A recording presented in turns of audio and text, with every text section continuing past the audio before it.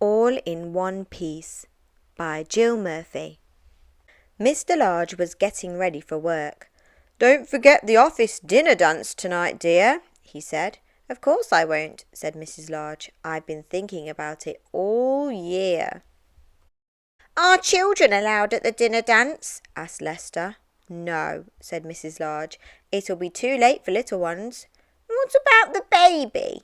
asked Luke. "Granny is coming to take care of everyone," said Mrs. Large, "so there's no need to worry." Granny arrived at tea time. The children were already bathed and in their night clothes.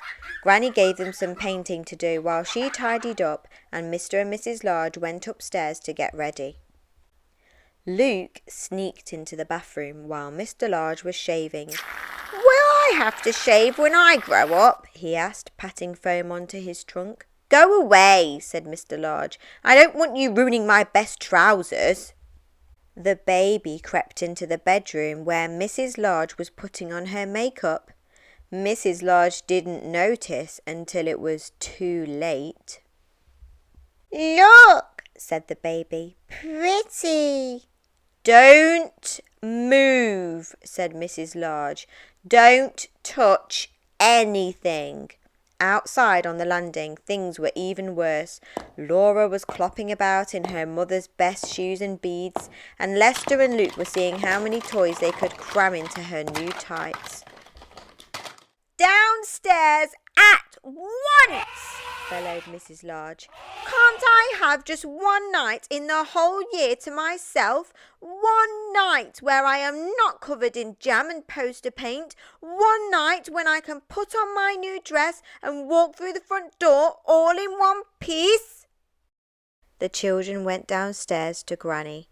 Mr. Large followed soon after, very smart in his best suit. At last Mrs. Large appeared in the doorway. "How do I look?" she asked. "Pretty, Mummy," gasped the children. "What a smasher," said Mr. Large. "You look like a film star, dear," said Granny. "Hands off," said Mrs. Large to the paint-smeared children. Mr. and Mrs. Large got ready to leave. "Goodbye, everyone," they said. "Be good now." The baby began to cry.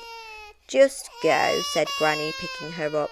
"She'll stop as soon as you've left. Have a lovely time." "We've escaped," said Mr. Large with a smile, closing the front door behind them. "All in one piece," said Mrs. Large, "and not a smear of paint between us." "Actually," said Mr. Large gallantly, "you'd look wonderful to me, even if you were covered in paint." Which was perfectly true, and just as well, really.